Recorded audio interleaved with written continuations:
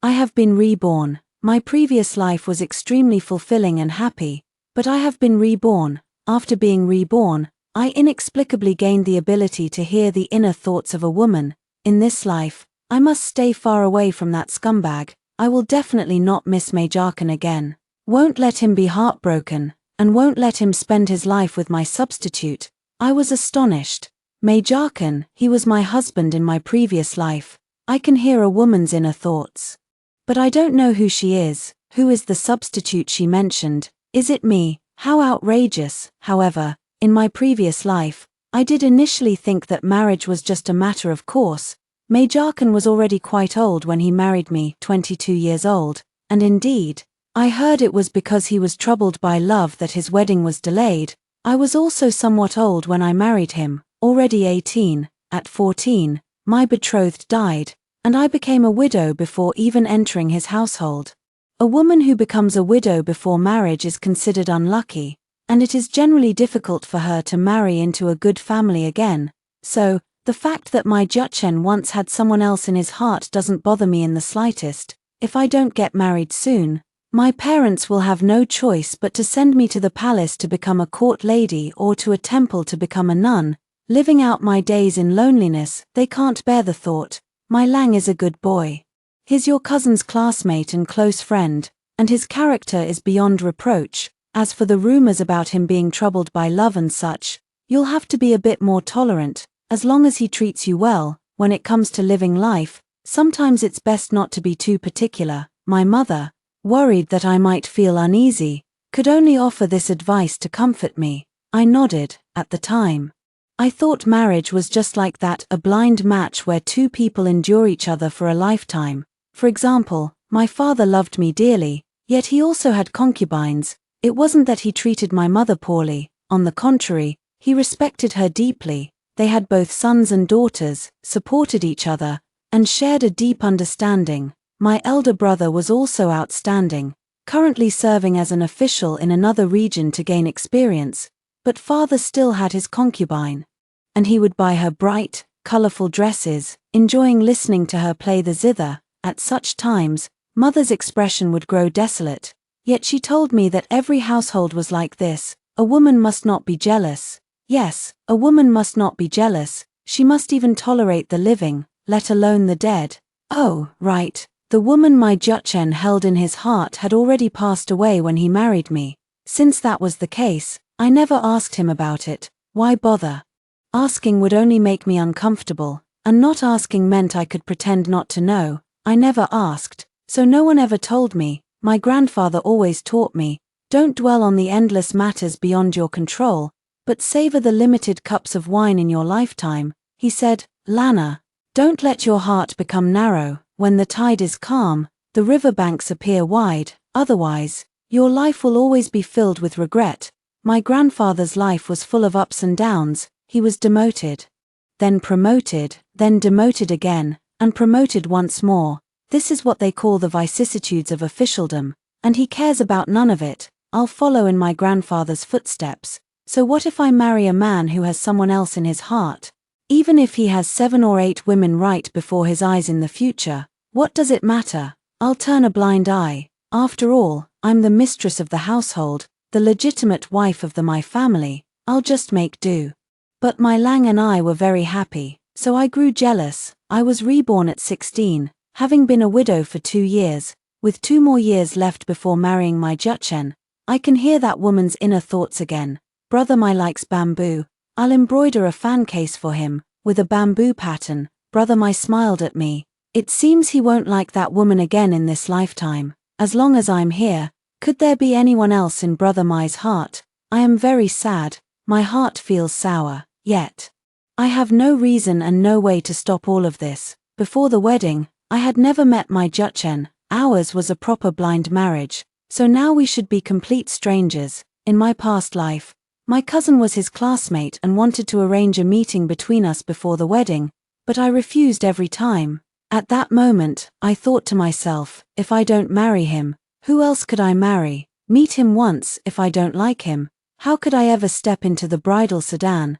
But if I like him too much, I'll start to have many expectations. What if he can never forget his past love? Wouldn't that just bring unnecessary heartache? He lifted the red veil, and I saw a face with clear, handsome features.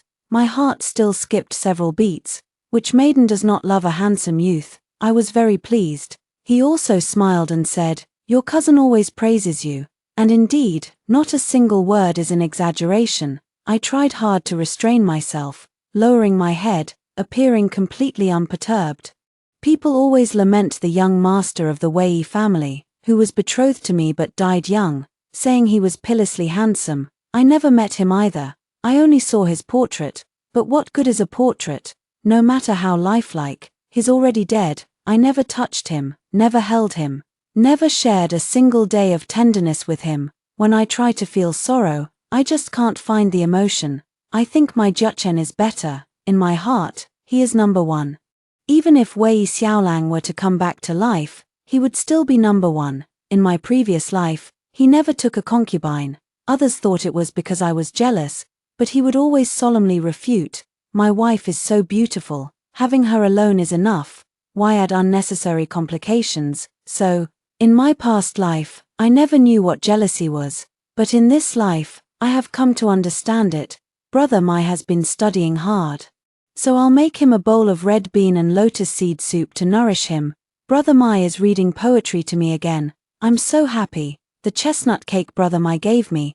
This time I'm going to eat it all by myself and not share it with anyone else. In this lifetime, as long as Brother Mai comes to propose, I'll say yes to him, one sentence after another. It's giving me a headache. I never told anyone about this. But deep down, I had a thought, since I had my Juchen in my past life.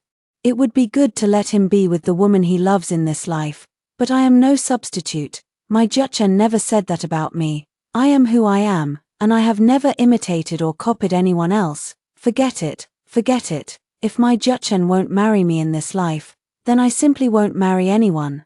The beautiful memories from my past life are enough to sustain me for a lifetime. But I no longer wish to hear this woman's inner thoughts. If I had to listen to her and my Juchen's blissful love for a lifetime, it would be too torturous. The divination slips at Lingbao Temple are the most efficacious, so I decided to seek guidance from the Buddha. The abbot was astonished to see me. Ah, rare indeed. A person of 2 lifetimes, I thought to myself. Truly a great monk, I said. Master, I can hear the thoughts of other women, and it disturbs my peace of mind every day. The abbot said, Lady Benefactor, I will light a stick of soul-returning incense for you.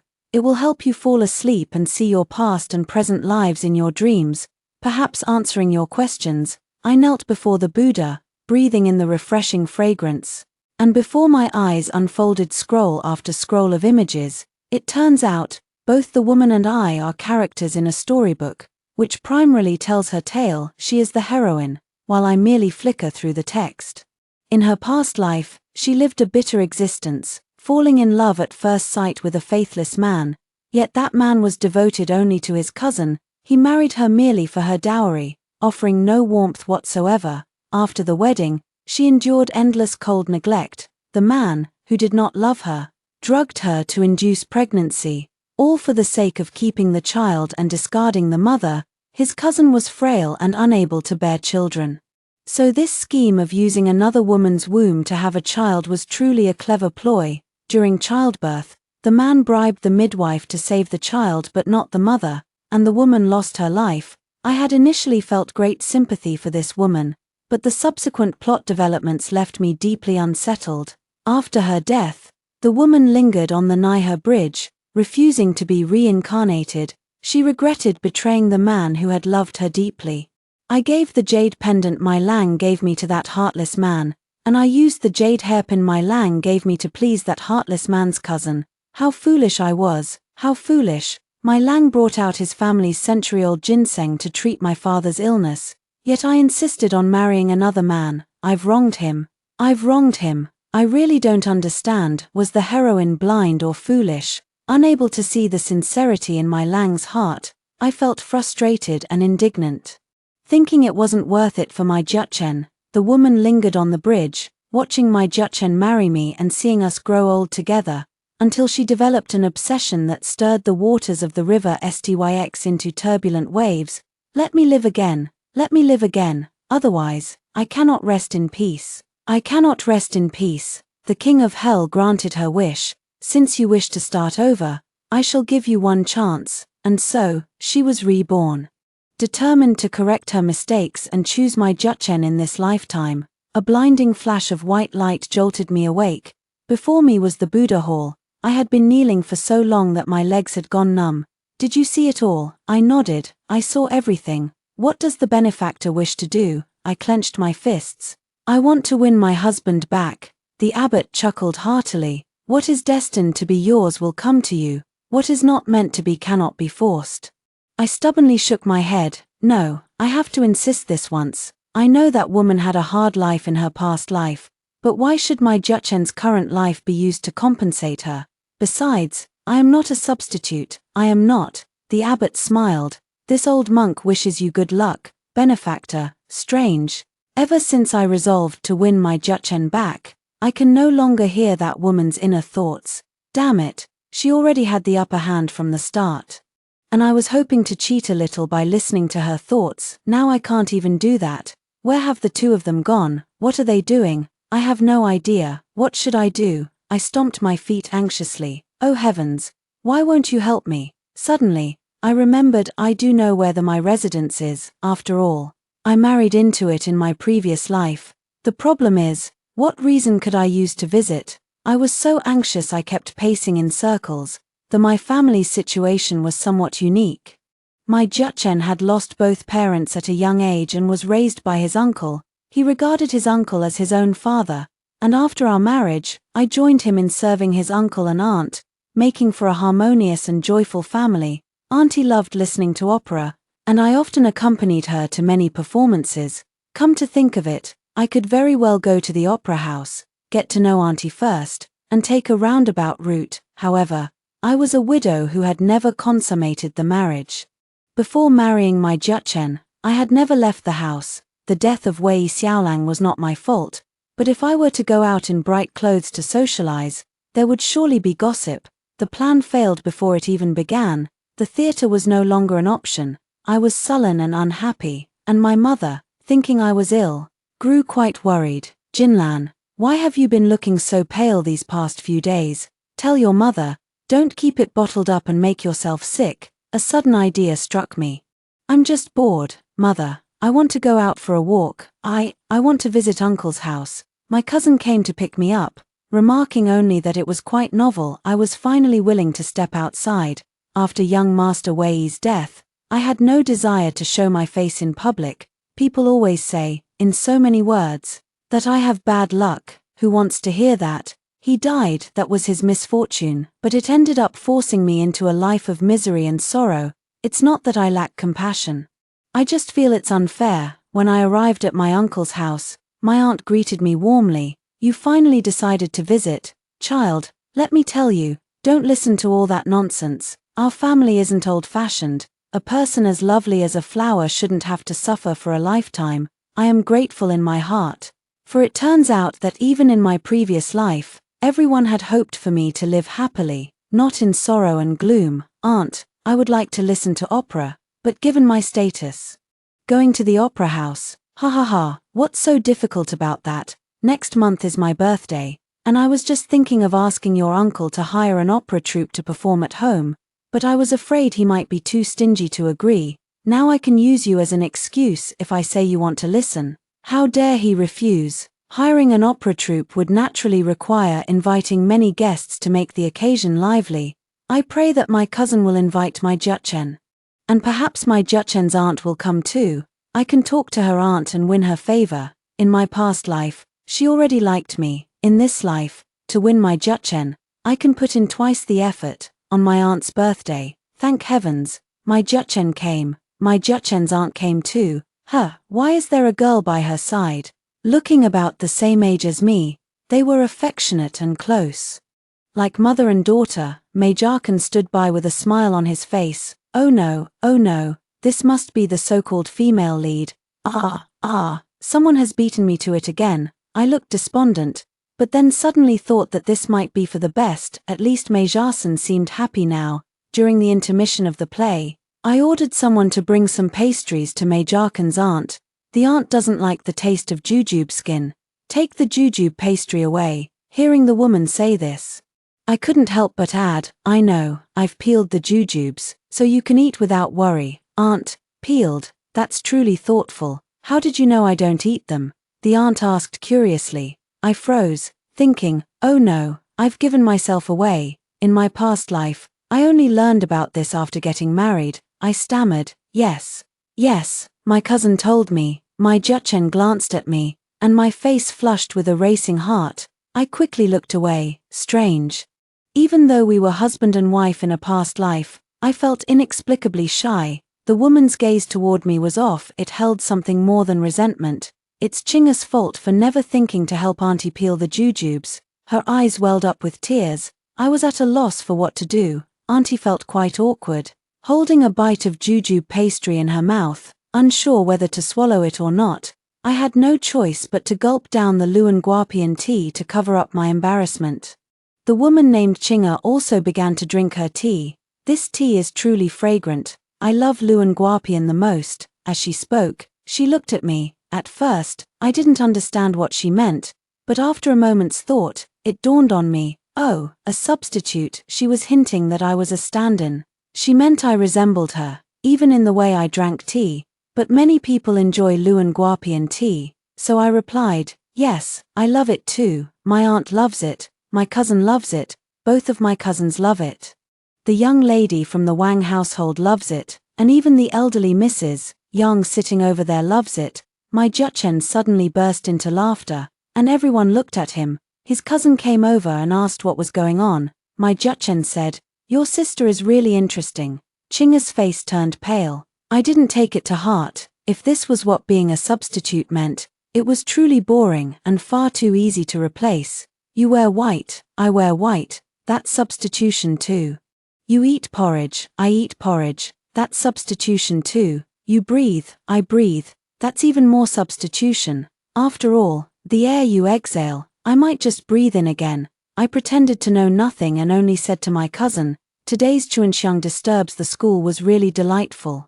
The young female lead was so charming. My aunt happily asked, oh, you actually understand opera? My cousin also expressed surprise. You don't seem to have watched the Peony Pavilion much before. I grew flustered again and stammered, because a good opera is easy to understand at a glance.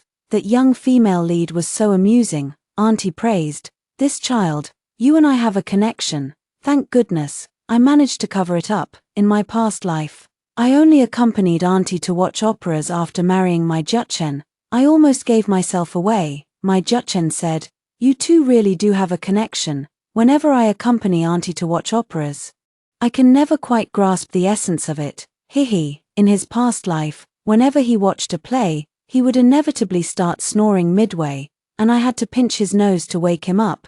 Chinga pouted again. Auntie, from now on, let Ching Ching be the only one to accompany you to watch plays, okay?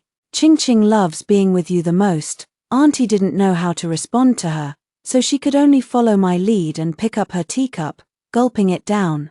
Meeting my Juchen 2 years earlier than expected, I found myself at a loss for words with him. In our past life, we were husband and wife right away, so after the wedding night, there were no barriers between us, and there was no need for shyness. What should we do now, both unmarried? Yet it's more complicated.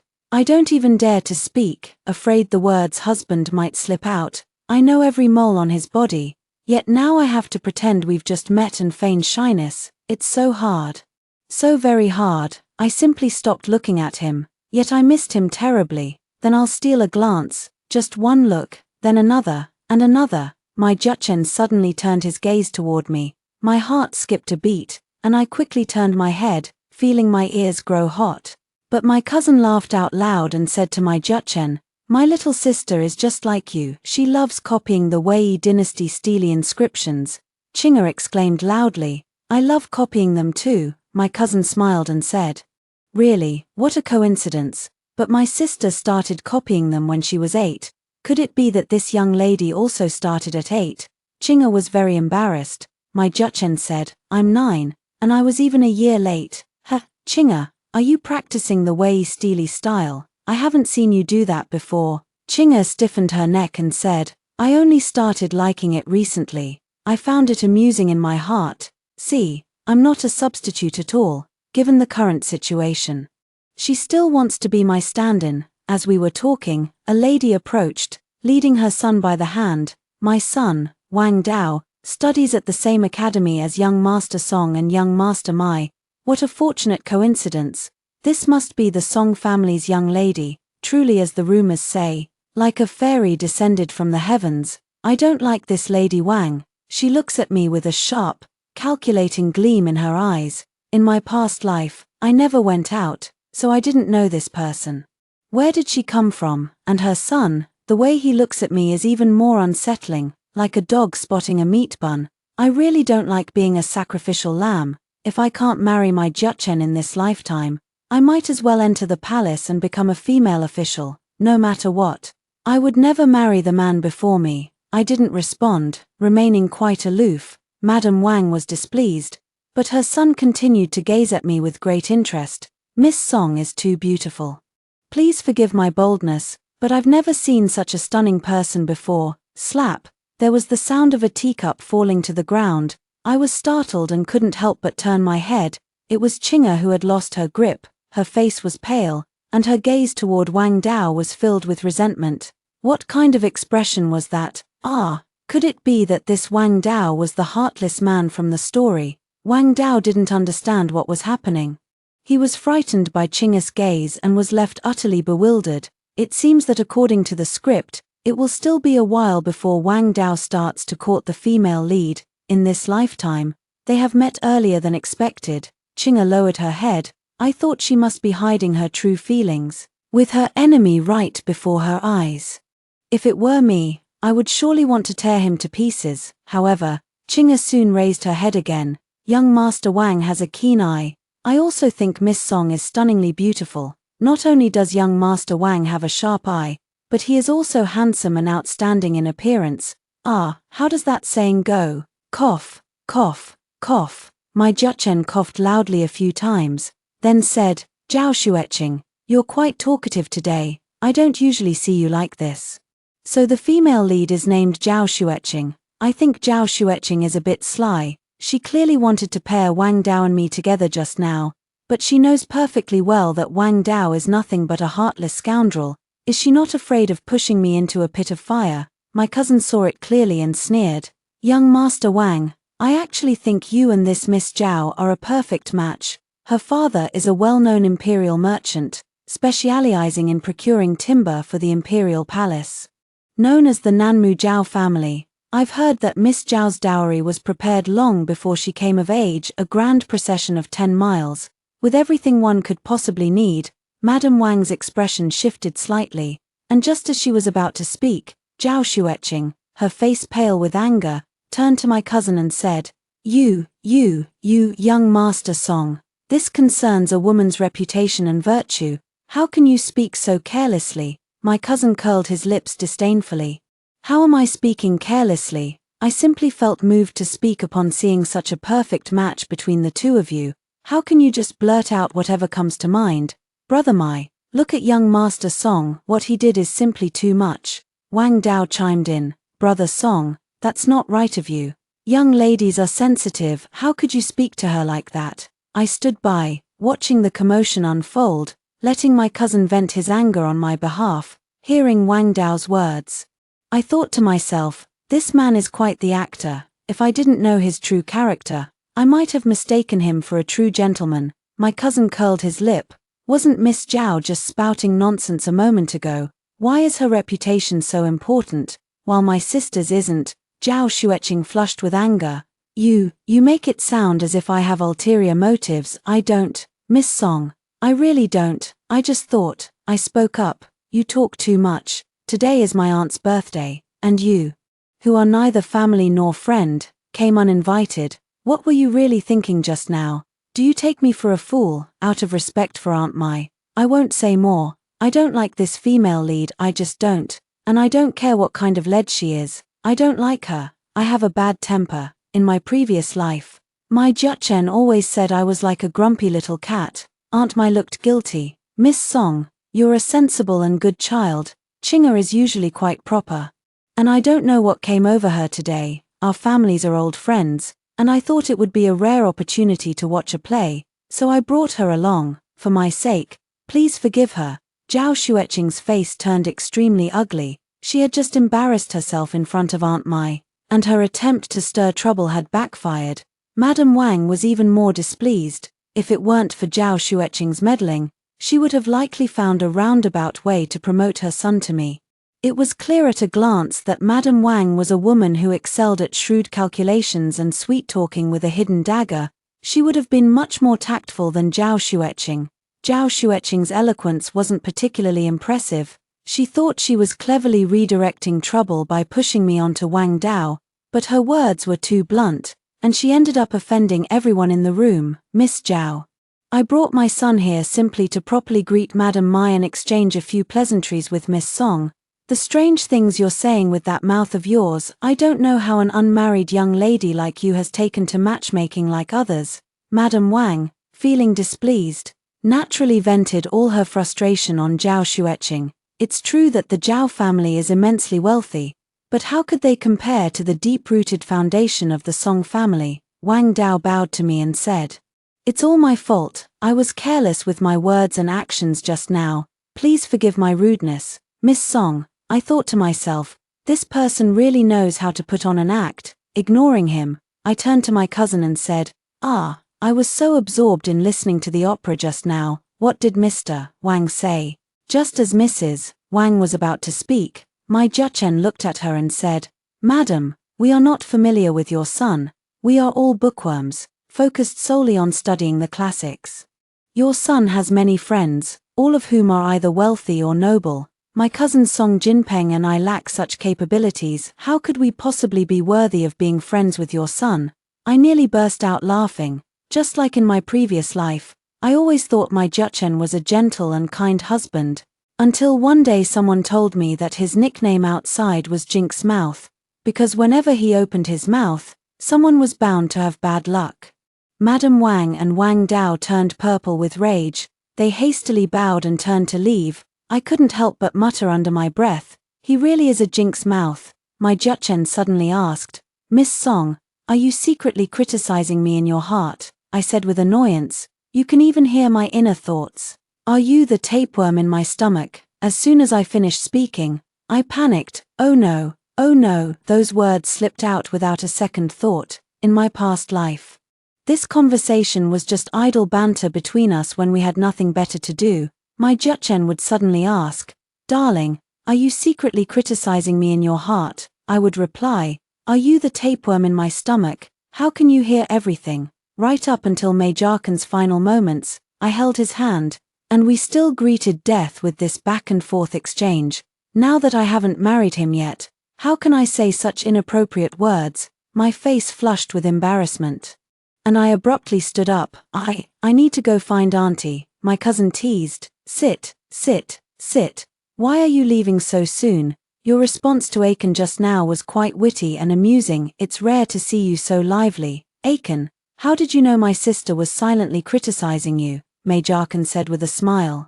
If your sister wasn't silently criticizing me, why would she be running away now? Aunt Mai chided. Jiachen, you're being impolite. Look, Miss Song is blushing. My face flushed bright red. My heart pounding wildly. In my past life, shortly after marrying Mai Jiachen, we settled into a state of old married couple, as if we had been husband and wife for several lifetimes. Perhaps it was because we were older then, with much less bashfulness and shyness. I felt that all the shyness I had never experienced around Mai Jiachen in my past life was now piled up on my face at this very moment. I really couldn't stand it anymore, so I got up and went to find my aunt. Behind me, my cousin was still taking the opportunity to mock Zhao Xueqing. Miss Zhao, why do you look so pale? Are you also secretly criticizing your brother Mai? As the saying goes, birds of a feather flock together. And there's an even better saying, fish seek fish, shrimp seek shrimp, and frogs always find toads. In his previous life, my cousin and Mai Jiachen were able to get along well for a reason. His official career was quite stable, as he served as the assistant censor-in-chief in the court until his retirement, The problem was, his nickname was Song Huzi, even more unpleasant than Jink's mouth. Do you think Huzi meant he was brave and powerful? Wrong.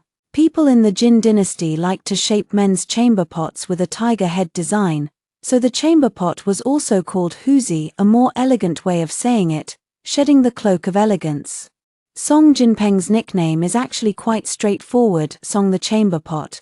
Quite the fragrant one. Indeed, I sighed, although my combat skills are lacking, and I truly have no intention of fighting other women for a husband. Zhao Xueqing, having been reborn and encountering Song the chamber pot, will surely have her hands full. I went to find Auntie. She excused herself from the guests, pulled me aside to a quiet corner, and said, "Lana, what do you think of my Jiachen? His uncle's family are imperial merchants, immensely wealthy, responsible for procuring medicinal herbs for the palace, with money to spare, yet my Jiachen is a scholarly type. Would your family look down on him for being from a merchant background?" I shook my head and blurted out, "No, no. My grandfather really likes him, as you know. Even my father listens to my grandfather's words without question, since the old man favors my Jiachen, who wouldn't look at him with high regard." After saying it, I regretted it. Really, this was something that happened after we got married. Why did I bring it up ahead of time again? In my past life, my grandfather had been very supportive of my Jiachen as his grandson-in-law, teaching him everything he had learned in his lifetime, along with the principles of being an official. Stay true to your heart and be a good official. Then, for the rest of his life, my Jiachen, just like his grandfather, was demoted and promoted.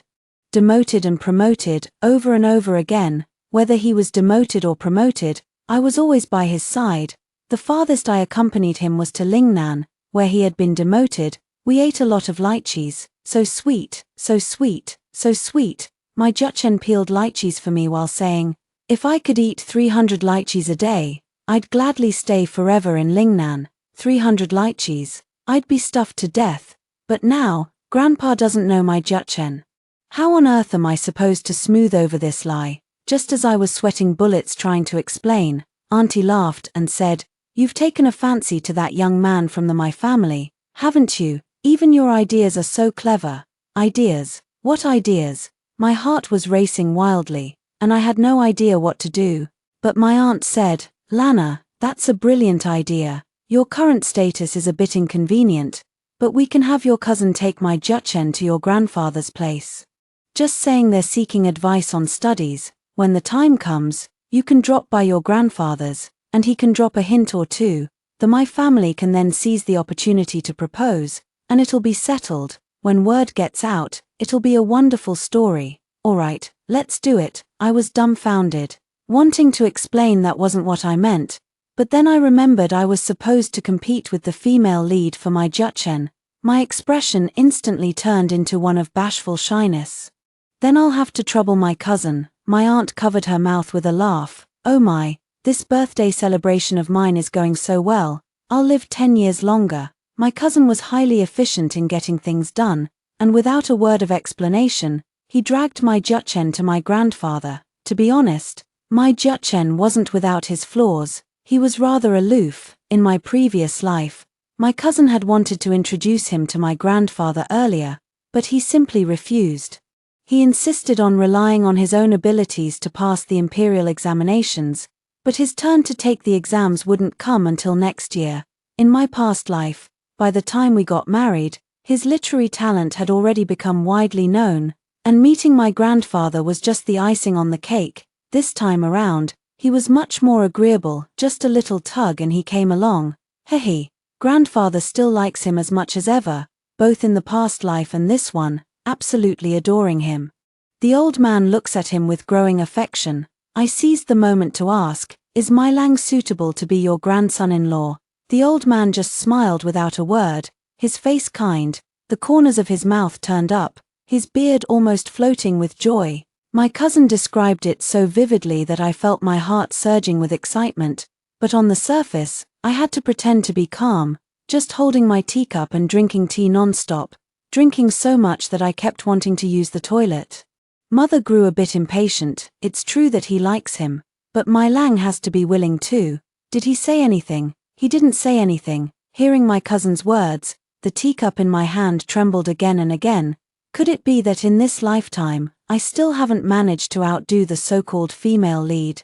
This time, my father grew anxious. Did he not take a liking to Lana? Does he look down on her? My cousin shook his head. I'm not sure, but after I asked grandfather, my Lang started visiting the old man even more frequently. Each time, he would groom himself meticulously, speaking with increasing respect and courtesy, striving for perfection in his studies. Their conversations grew longer and longer. I wanted to laugh but had to hold it in and lower my head. My mother, however, had already burst into laughter. That young master of my family is really something. Instead of showing off in front of Lana, he went to her grandfather and put in the meticulous effort. My father, on the other hand, was full of praise. Excellent, excellent, a promising young man. Who doesn't know how picky the old man is? If he's past that hurdle, what else can't be overcome? Since the old man has taken a liking to this grandson-in-law, how could we possibly disagree? I remained calm on the surface, but inside, my heart was blooming with joy. If what my cousin said is true, then there's no need to fight for him. My Lang is still mine. Why should I go to such great lengths? I can simply reap the rewards without lifting a finger, subduing others without a fight. Ha ha ha ha ha. My heart is laughing uproariously to the heavens, while on the surface I remain poised and serene. It's killing me. My cousin tapped my little head with his fan. Lana is a female Zhuge Liang, strategizing with confidence and composure. I heard from mother that the idea was your own. I coughed lightly. Oh dear, I don't understand what my brother is talking about, but in my heart, I thought, in my previous life, I effortlessly controlled my Juchen for a lifetime. There's no reason I should lose this time. I was feeling extremely smug, but I didn't understand why I could still hear Zhao Xueqing's inner thoughts.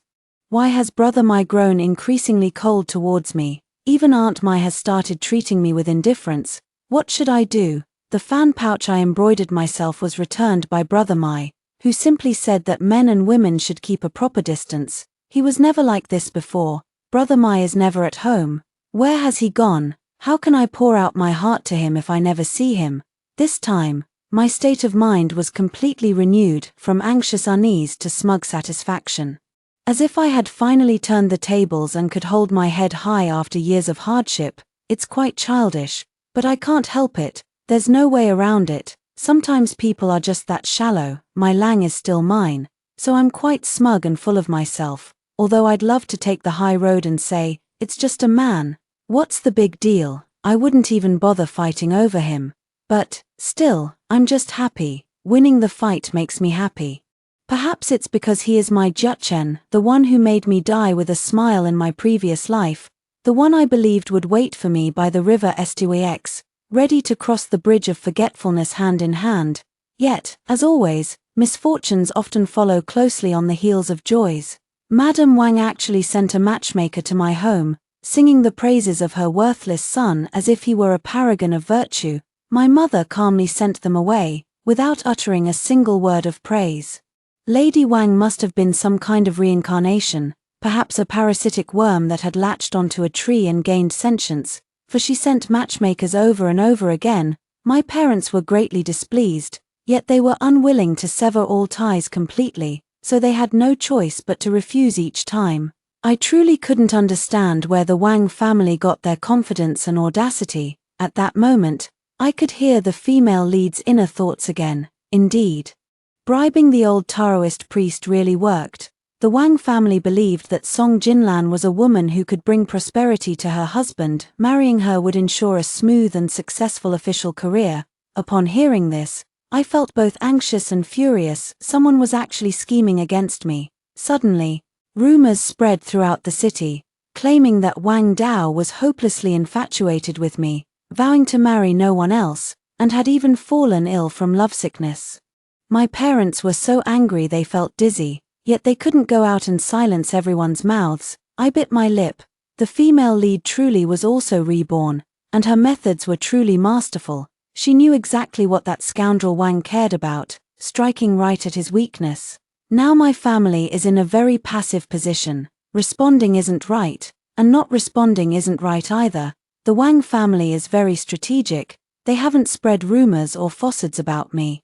They've only portrayed Wang Dao as a devoted man. However, that's precisely what makes it troublesome. If my family doesn't respond, I come across as heartless and ungrateful. A woman who's supposed to be mourning her husband's death is actually putting on airs like this.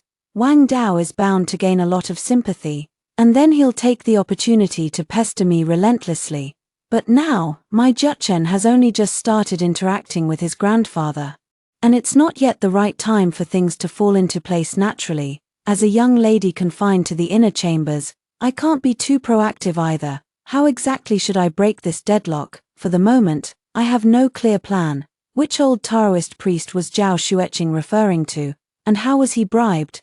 I really wanted to share the inner thoughts I overheard with my family, but I was afraid they would think I was talking nonsense. If I were to expose Wang Dao's infatuated cousin, how would someone like me, who rarely goes out, come to know about such private affairs? It just doesn't add up. In my past life, my Juchen had my back in everything. All I had to do was focus on being the perfect Mrs. The home was my battlefield, where I reigned supreme, and no one dared to disobey my orders. Even my Juchen himself would return home and act as if everything was up to me, never fearing others might call him henpecked. I had always been smug about it. Managing our little household with perfect order and ruling over my small domain like a queen, but now I realize I was never a strategist. Against Zhao Xueqing's cunning and the shamelessness of the Wang family, I am utterly helpless. Even though I was reborn and knew many things in advance, I still had no solution for the moment. How useless I am. I was so anxious that I paced back and forth in the room. Miss. The young master from the My family has come to propose with such a grand display. My maid ran over and told me loudly, "What? He's already here to propose?" I was a bit confused and somewhat incredulous, although I had been quite pleased with myself in recent days. Deep down I still didn't feel entirely confident. Would my Juchen really give up on his childhood sweetheart, whom he had liked for so long, so easily in this lifetime? My smugness carried a hint of feigned composure and self-consolation. I never expected that my Juchen would actually come to propose marriage now. Zhao Xueqing's inner voice echoed in my ears once more. How infuriating, how infuriating. Why did brother Mai go to the Song family to propose? They only met once. Could they have fallen for each other already? Impossible. How infuriating, how infuriating. I deliberately insisted on going to the opera with them that day, and still couldn't stop it. Could it be that even after starting over, I still haven't won against that stand-in? What exactly do I lack compared to that woman? Is it looks or figure, talent or personality? How could I possibly lose? How could I possibly lose? I was furious listening to this. A stand-in. A stand-in, what exactly is she standing in for? Is my Juchen blind? Can't he see that there's not the slightest resemblance between her and me? Besides, what does it mean to not have one, in truth? When have I ever truly competed with her? When have I ever compared my looks or figure to hers? When have I ever compared my talent or personality to hers? Although I felt in my heart that I must win May Jarkin over, I didn't regard him as a trophy. Nor did I ever think of using extreme measures to claim him as my own. When I said I wanted to win him over, I only wished for his happiness, because, in my previous life, May Jarkin and I were truly happy together. Incredibly happy. It wasn't just my own happiness, it was the happiness of both of us. Happiness cannot be faked. Even if you try, it just doesn't work. Once I thought, if my Juchen and Zhao Xueqing would be happier together than with me, I would be willing to step aside for them. But I truly feel that Zhao Xueqing is such a selfish woman. I used to wonder if I was biased against her, but after meeting her once, I was certain I would never push my Juchen into the arms of such a woman. No. My Juchen came to propose with a generous betrothal gift. It was really thick, a box that had to be lifted from both sides, and they even deliberately opened it right at my doorstep. The people carrying the box walked slowly on purpose, as if afraid the onlookers wouldn't get a good enough show. In my previous life, my family's betrothal gifts were presented with great solemnity, without the slightest hint of disrespect despite my older age and having been a widow before marriage. but in this life, it has turned into something quite exaggerated. He isn't the type to show off, so why is he acting this way now? Even his attire is as flamboyant as a peacock. Yes, like a peacock in full display. I hid behind the screen, watching him in his Suzhou silk embroidery, thinking that in my previous life, it was only after marrying me that my Juchen learned how to dress properly. Every day, I would make sure he looked stunning, partly for my own pleasure, and partly out of a deliberate desire to show him off. How did my Juchen figure it out on his own in this life? He was dressed impeccably, his demeanor steady and dignified, and his words were just as charming. I fell in love with your daughter at first sight, and I have already consulted the ancestors in the family shrine. They made it clear that this marriage is a match made in heaven, destined to last a lifetime, if I am fortunate enough to marry Miss Song Jinlan. I vow never to take a concubine, and to devote my heart and soul to her alone. I swear to the heavens if I break this oath, may I be struck by lightning. I'm not the least bit excited behind the screen. My Juchen accomplished all of this in his previous life, and I already know it all, not excited. But my heart feels even sweeter. In this life, he came to my side earlier, firmly choosing me. What a wonderful thing. In my past life, when I married him, there was a sense of resignation. Weighing the pros and cons, I only thought, if I didn't marry him, who else could I choose? Even if his heart held another woman, I had to pretend not to care. In this life, the bond between us has become even cleaner and purer. He chose me, with no one else in his heart. I no longer need to wonder, as I did in my past life during the first 2 years of marriage, whether my Juchen would have been happier if he had married the woman he truly loved. He treated me so well, would he have treated another woman even better? But now, my heart is filled with a steady certainty. My Juchen's kindness to me is unique. It is not something he would have given to anyone he married. It is a love and joy that belongs solely to me. Song Jinlan, tears welled up in my eyes. For sometimes, joy makes one want to cry. I have never been anyone's substitute, nor anyone's second choice. My Juchen knelt before my parents. My greatest wish in this life is to have Miss Song Jinlan as my wife. Heaven and earth bear witness. The sun and moon can attest. My father and mother were startled by such a solemn proposal and didn't know what to say.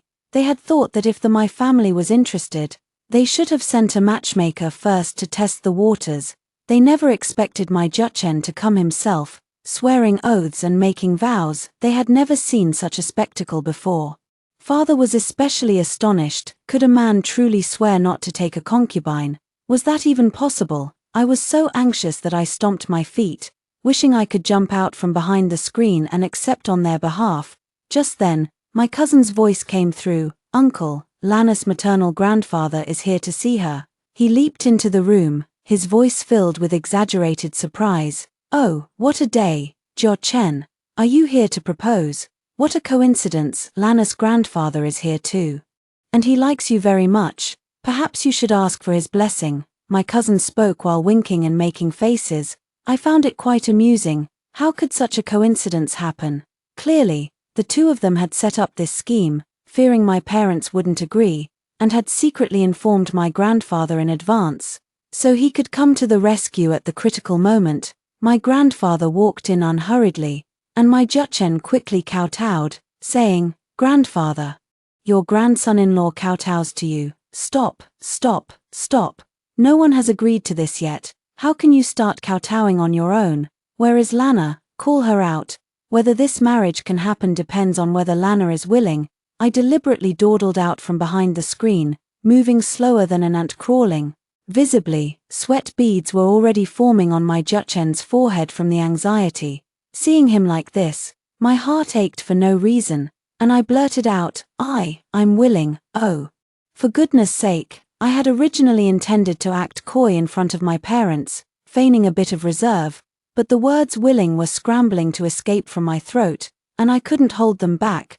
Grandfather laughed heartily. Excellent, excellent. My Lana has good taste. I particularly like my Lang, and I've already decided on this grandson-in-law. Seeing this, what else could my parents say? Besides, deep down, they were actually willing too. In my past life, my father would praise his son-in-law to everyone he met. while my mother was secretly over the moon, saying outright that I had better luck than she did. Everyone's faces were beaming with joy.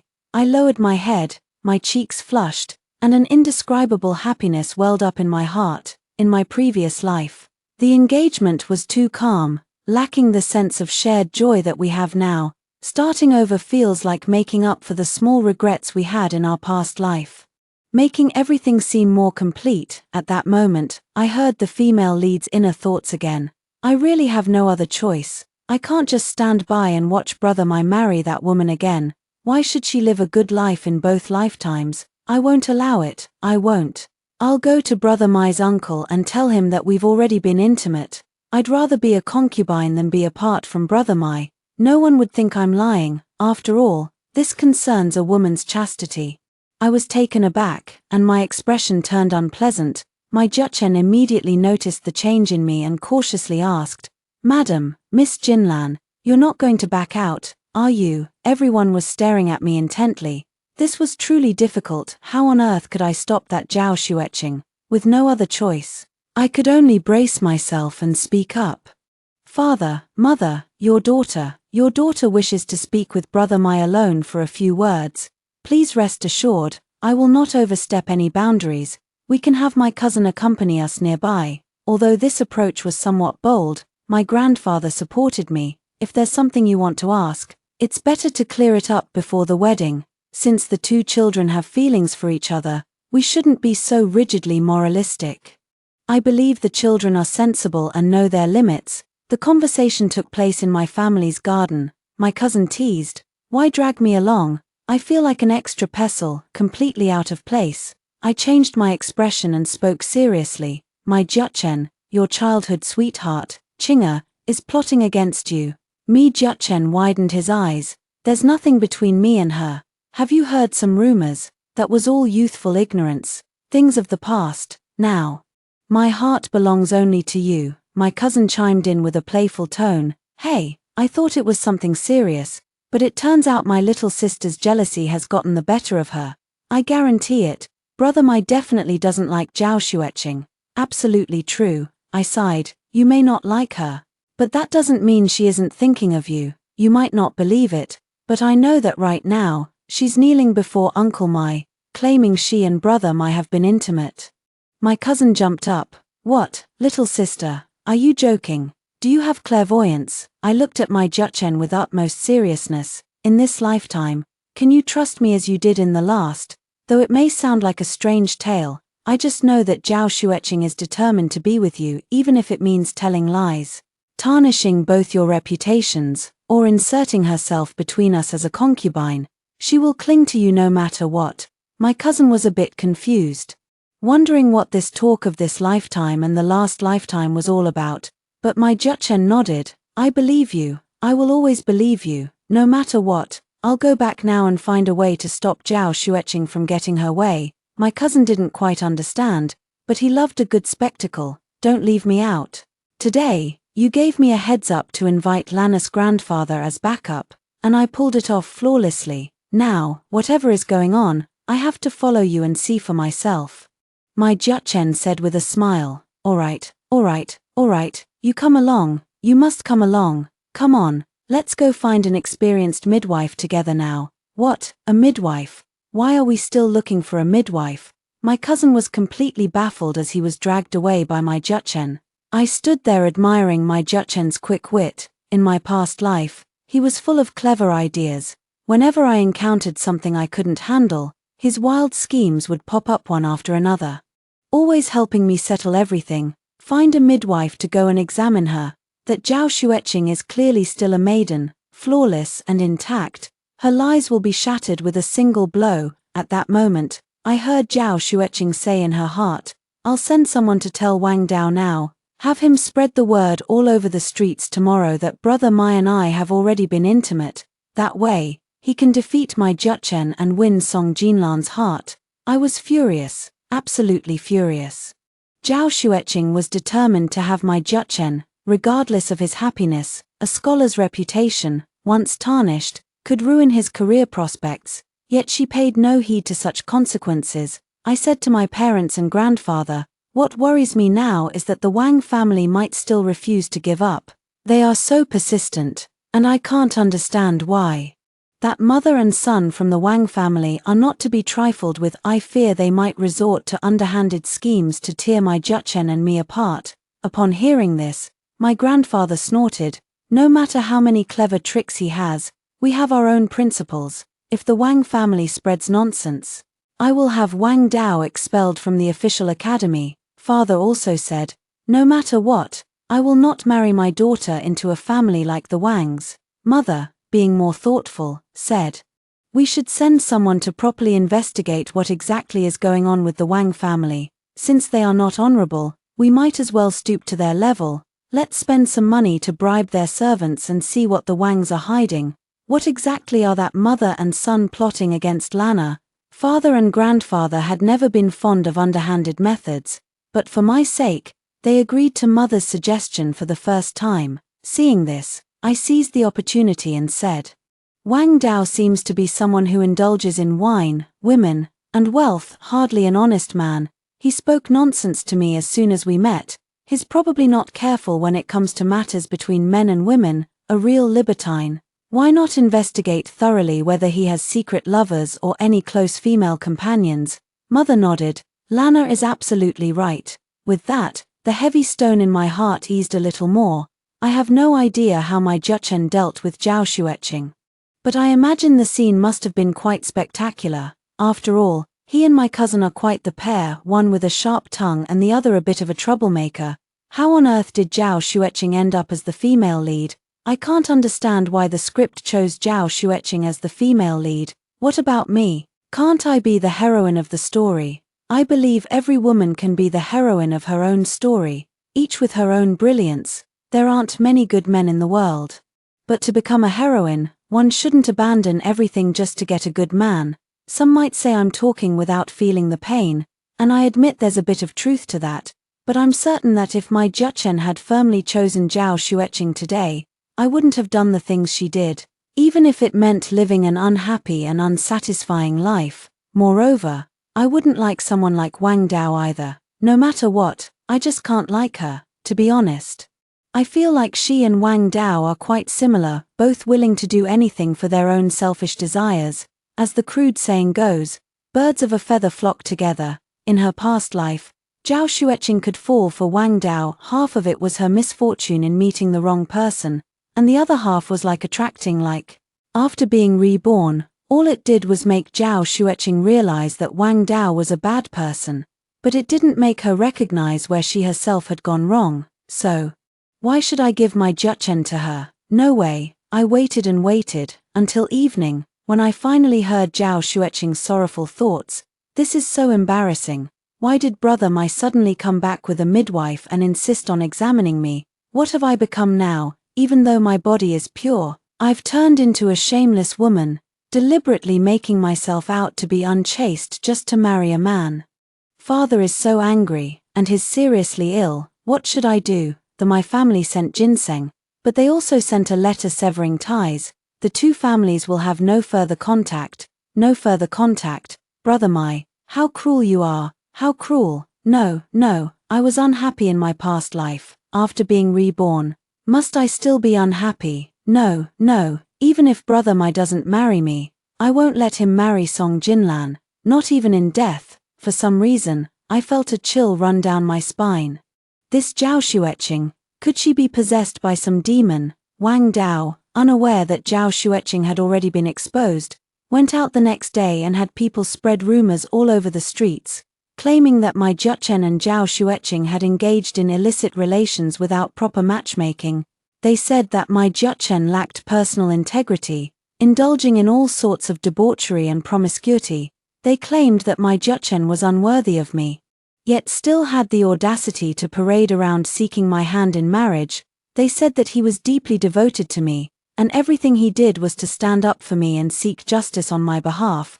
I wonder if Zhao Xueqing will regret it. She only thought Wang Dao would spread the rumors about her and my Juchen, making them seem true. Little did she know that Wang Dao had questionable character. He not only wanted to defeat my Juchen in matters of the heart but also aimed to completely ruin him. Leaving my Juchen with no chance to recover, Wang Dao added many embellishments with the aim of portraying my Juchen as a worthless playboy, cutting off his path to an official career. How ruthless and cunning! Without waiting for an explanation, my Juchen went to report the matter to the authorities. Even bringing a midwife as a witness, his grandfather directly sent out word, "Young Master Mai has been studying diligently with me all along, burning the midnight oil day and night. I have no idea where he would find the time for the wild parties and debauchery that young Master Wang speaks of." According to the plan, Wang Dao would spread the rumor that Zhao Xueqing and my Juchen had an affair, and Zhao Xueqing was supposed to come forward crying, claiming she had been defiled. The two would coordinate perfectly. Who would have thought that Zhao Xueqing would lock herself in her room and refuse to come out? Her father, despite his illness, stepped forward and told everyone that his daughter had contracted daughter madness, and her mind was no longer right. Daughter madness was a condition said in the streets to afflict women who couldn't get married. Zhao Xueqing was young and exceptionally beautiful, making it seem utterly unreasonable for her to have contracted such an illness. Yet, her father, in a desperate attempt to preserve what little remained of his daughter's reputation, had no choice but to resort to this unfortunate measure. Upon hearing that Zhao Xueqing had fallen ill with maiden's madness, the capital prefect immediately understood the implication. "So she's fallen ill, there's nothing to be done about that. We'll just have to have the physician examine her carefully." But what exactly happened to young Master Wang? If Miss Zhao has maiden's madness, could it be that he's come down with bachelor's madness? Soon after, constables arrived at the Wang residence to arrest Wang Dao. This time, Madame Wang was thrown into a panic, wailing and lamenting as if the heavens had fallen. "My son was bewitched by the Zhao family's young lady. She claimed that my Juchen had taken advantage of her. Who would have guessed she was suffering from peach blossom madness, driven insane by longing for a man? My son was only standing up for Miss Song's honor, never imagining he'd end up entangled in this mess. It's an injustice. A terrible injustice." The bailiffs didn't care about any of that. They dragged Wang Dao straight to the capital prefecture. Considering he was a scholar, the capital prefect didn't want to make things too difficult for him, merely asking, "As a student, how could you slander someone without any evidence? Isn't that a disgrace to your scholarly reputation?" Wang Dao panicked and stammered, "Your Honor, I was truly deceived. That Zhao Xueqing insisted she had already been intimate with my Juchen.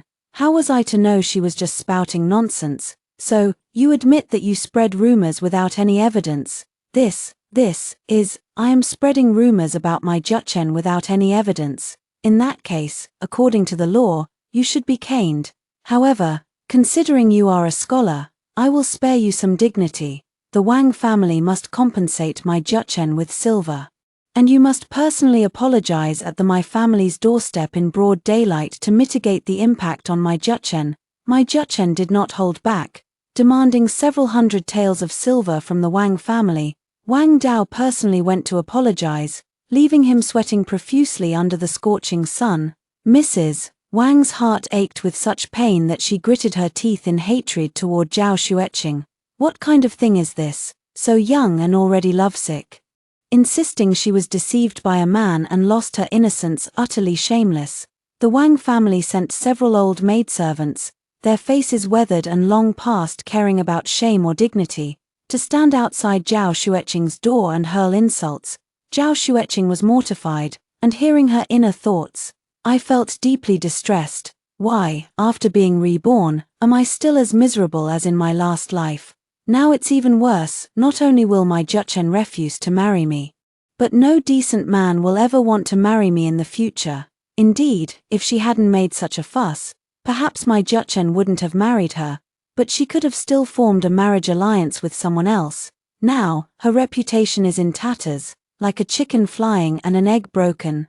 Her mother sent someone to investigate, and the results came back. What a strange and absurd affair. According to the servants of the Wang family, an old Taoist priest insisted that Jinlan has a fate that brings prosperity to her husband.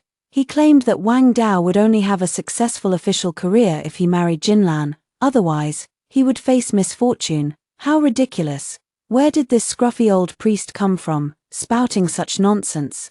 Father was particularly angry. This is clearly someone with ulterior motives, finding a charlatan to swindle people, yet they've pinned it on my daughter. I knew that old Taoist priest was found by Zhao Xueqing, but I didn't know how she managed to find him. However, since the Wang family suffered a great loss and can't stir up much trouble, and now they have no face to show themselves, they certainly won't send matchmakers over to propose marriage again. That old Taoist priest is of little importance anyway. Once everything had calmed down, I settled in peacefully to await my marriage. Although I was a woman who had kept vigil at the door of widowhood. My family didn't mind, and my parents weren't rigid moralists. I was a contented young lady, ready to be married. Purchasing the dowry had become my main task now, but just as I stepped out that day, I saw Wang Dao rushing to my doorstep. Startled, I quickly retreated back inside the gate. The servants swiftly closed the door. Wang Dao shouted from outside, "Miss Song, you think my Jiachen truly loves you, but no, he doesn't. You have a fate that brings prosperity to your husband. Anyone who marries you will rise in officialdom. He only knows your destiny, he doesn't love you for who you are." I wished I could grab a blue brick and stuff it into his mouth, knocking out all his teeth. In my previous life, although I married my Jiachen 2 years later, I was never entangled with a scoundrel like Wang Dao. Now, because of Zhao Xueqing's shifting of trouble, I've ended up with this utterly shameless fellow. Wang Dao seemed to have lost his mind. What does my Jiachen have that I don't? In terms of looks, am I not dignified and handsome? In terms of talent, am I not eloquent and quick-witted? Miss Song, I am also refined and graceful, and I've studied diligently through hardship. Why do you choose him over me? I felt waves of nausea wash over me. Wang Dao was like a resentful woman. His distress didn't stem from loving or caring for me, but from losing the husband-prospering fate that had promised him a meteoric rise. When a man is forced to compete with another for tangible benefits, he too can take on the appearance of a resentful woman. But he didn't know the husband-prospering fate was a lie, and my Jiachen had never once competed with him. My Jiachen and I had chosen each other firmly, not for those elusive reasons. Wang Dao was shouting vigorously outside the door, and his father ordered the servants to drive him away, but he had completely given up on himself, lying there motionless, putting on a "what can you do to me" attitude. The crowd of onlookers grew larger and larger. His father flew into a rage. Never mind, carry him away and throw him somewhere far. But before anyone could lay a hand on Wang Dao, the Wang family's servants surrounded him, and he began shouting loudly, yelling "Murder! Murder!" He kept clamoring, "Miss Song, my Jiachen only married you because of your fortune-bringing fate. He has no genuine feelings at all. Our Song family, past and present, has never dealt with such shameless people before, so we truly lack experience in this regard." At that moment, the bailiffs from the capital prefecture arrived. Wang Dao, with his neck stiffened, asked, "What, have I broken the law? Have I violated any statutes? Master Wang, we have apprehended a fraudulent Taoist priest. We heard you were also a victim and would like to ask you to testify." "Testify? Testify to what?" "That old Taoist priest said he was paid by someone to deceive you, telling you that the Song family's young lady has a fate that brings prosperity to her husband, and that marrying her would ensure your official career soars." Wang Dao listened, stunned and speechless, rooted to the spot like a wooden chicken. Paid by someone. Paid by whom? The Yamen runner didn't tell him. But he wasn't a fool either. Wang Dao pondered for a moment, then slapped his thigh and cried out, "So that's it. It must have been Zhao Xueqing who paid for this. She's been determined to marry my Jiachen, but she tricked me into this mess just to disrupt my Jiachen and Song Jinlan's marriage. I've been deceived so bitterly. If it wasn't a fate of bringing prosperity to my husband, why did I go through all this trouble?" Hearing this, I felt both angry and satisfied. Serves him right. It truly is heaven's justice that the capital prefect caught the deceitful old Taoist so quickly. Wang Dao couldn't believe the capital prefect was that capable. "How did you manage to catch him? That old Taoist seemed so convincing. Neither my mother nor I are foolish people, yet we were completely taken in. He was so cunning. How did you find him so easily?" The bailiff said, "You think you're not foolish? Ha, You believe whatever that old Taoist says, and you still think you're not foolish. Not only are you foolish, but you're also blinded by greed. You heard that Miss Song has a fate that brings prosperity to her husband, so you pestered her relentlessly. Serves you right for being deceived. Let me tell you, it was the young master of the My family who helped the capital prefect capture the old Taoist. Everyone says the Song family doesn't think much of you but holds the young master of the My family in high regard. What family would marry their daughter to a fool like you? Wang Dao was dumbfounded. It was actually my Juchen who had captured the old Taoist. Listening from behind the door, my face showed an expression of as expected. In my past life, my Juchen was demoted again and again, and he even served as a judicial officer. Though his rank wasn't high, he had to personally investigate and adjudicate cases, and he actually did it with remarkable skill. Catching a swindler is nothing. He's even caught a flying thief. I pursed my lips and smiled. Then simply opened the door and pointed at Wang Dao, saying, "Do you think everyone is like you, marrying a wife not out of love and respect, but only for the size of her dowry, for a wife who can serve as your ladder to success? My Juchen is 1,000 times better than you." Even at this point, Wang Dao still stubbornly insisted, "Miss Song, I truly love you too, not just because of your fortune-bringing fate." Furious, I retorted directly, "Save your sweet talk for your cousin."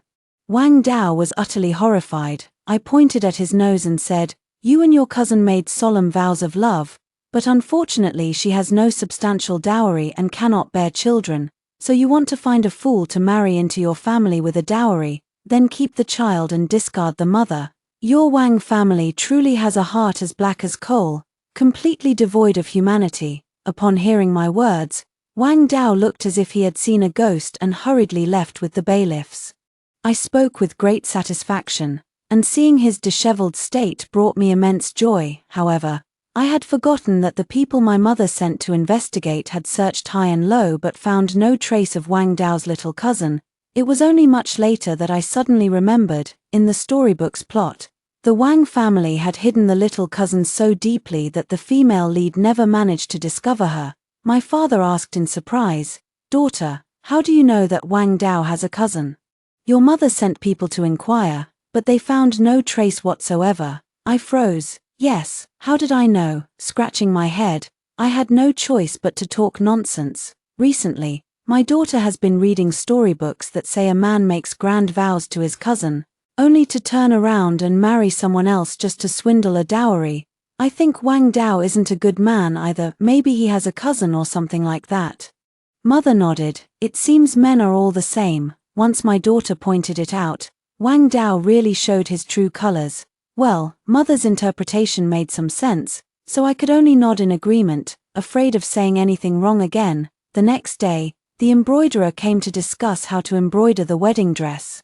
The maid rushed to me again. "Miss, the Wang family's gate is bustling with activity. Wang Dao's cousin is kneeling at the door, saying she's already with child." The maids and the household matrons possess a formidable intelligence network. I have no idea how they manage it. I was utterly dumbfounded. Just yesterday, we were discussing the cousin's situation, and today she's come forward on her own. Besides, wasn't the cousin supposed to be infertile?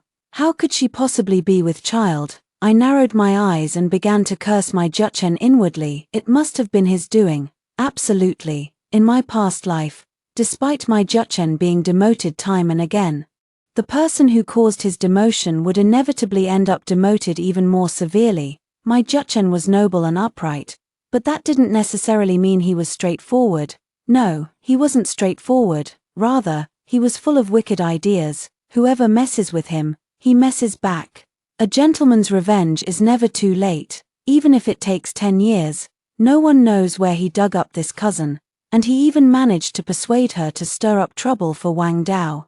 I heard Zhao Xueqing's inner thoughts again. Why is this life different? Wang Dao keeps hitting walls with Song Jinlan, as if someone is protecting her. How did Wang Dao's cousin suddenly come forward on her own now, and she even claims to be pregnant? How could she become so foolish, so eager for quick success? I was also very concerned about the progress of Wang Dao's cousin, so I sent a servant to watch the commotion at the Wang family's doorstep. It took a long time for the servant to return. According to him, the scene outside the Wang family's gate was like a bustling marketplace stage, surrounded by layers upon layers of onlookers. That cousin insisted she was pregnant, but Wang Dao flatly denied it. The cousin got angry and spilled everything about how she and Wang Dao had been secretly involved. Seeing that father had not yet returned, mother instructed the servant, "Speak softly about what happened. Don't tell the master, he certainly wouldn't approve of us listening to such gossip. A young lady who isn't married shouldn't, in principle, be hearing this. But the Wang family is detestable, and hearing about their misfortune is rather amusing. Go on, speak quietly." I couldn't help but want to laugh. Mother always appeared dignified, but in reality, she loved listening to idle gossip about family affairs. As for something like a cousin showing up to force a marriage, even if it weren't the Wang family's drama, she'd want to hear it even if she didn't know them. The servant said the cousin was crying pitifully, claiming that Wang Dao had taken advantage of her and then abandoned her. Wang Dao, however, swore up and down that he had never laid a finger on her. The cousin insisted she was pregnant, but Wang Dao said it was impossible. The cousin suggested bringing in a gynecologist to examine her, and the onlookers immediately started egging them on. Then Wang Dao panicked, saying how could they possibly call a doctor? Everyone was saying he was a heartless scoundrel who got a woman pregnant and refused to take responsibility. Wang Dao grew frantic and said his cousin had had an abortion, and with the health issues that followed, how could she possibly be pregnant? The cousin retorted, wasn't that his fault? Wang Dao said it had nothing to do with him. The cousin said, she said. Mother asked, what on earth did she say? The servant lowered his voice even further. She said she even knows how many moles Wang Dao has on his inner thighs. My mother covered her ears. Oh dear, such words, such words. I really shouldn't be hearing this. I thought to myself, you look like you're enjoying it quite a bit. The Wang family's reputation was utterly ruined. No family would marry their daughter to him. Not many days later, a small sedan chair entered the Wang family, and they were considered married in this lifetime. Wang Dao and his cousin were finally united as lovers, but who knows if they will live in perfect harmony. I heard Zhao Xueqing's inner thoughts again. Wang Dao has already married his cousin, so he can't stir up any trouble. The only plan now is to go and tell Brother Mai that I am actually reborn, and in my previous life, I was deceived by Wang Dao, which is why I missed my chance with him. I think he will definitely understand me and forgive me, whether he believes it or not. I want him to know that I was reborn in this life just to marry him. If I can't marry him, what's the point of living? If he doesn't believe me, I'll die to prove it. If he's willing to forgive me, I'll even be his concubine. He can enjoy the blessings of having 2 wives. I think any man would want that. My heart tightened. When a woman threatens to die or act out, men tend to sympathize. Zhao Xueqing was my Juchen's childhood sweetheart after all. Could he really bear to watch her die? This female lead is really persistent. When will it ever end? In this lifetime, the trials between my Juchen and me are truly endless. Just as I dealt with Wang Dao, now Zhao Xueqing has changed her strategy, planning to take the gentle, tender, and pitiful route. I want to rush out of the house, to act like a shrew, and give Zhao Xueqing 2 slaps, but I still restrain myself. I want to see if my Juchen will forgive Zhao Xueqing, if he will be intimidated by her desperate theatrics. I'll wait at home, waiting for an outcome. If my Juchen fails the test, I won't want him anymore. Absolutely not. No matter how much I love him. Bored from waiting, I could only embroider my wedding dress. I left the intricate parts to the professional embroiderers, handling the simpler sections myself. Before long, I ended up falling asleep. In my previous life, this often happened too. My Juchen would be busy outside, while I waited quietly at home, embroidering simple things until I dozed off.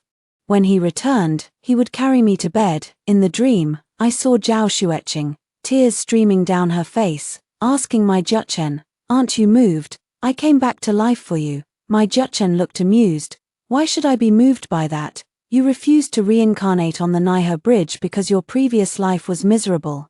If it had been good, you would have forgotten me long ago. Zhao Xueqing was stunned. She hadn't expected my Juchen to say that. In the dream, I wanted to burst out laughing. With that unlucky mouth of my Juchen's, what good could you possibly expect him to say? Maid Chen looked coldly at Zhao Xueqing. You've exhausted all your schemes, and now they've all come to nothing. You should stop, since you've been given a second chance at life.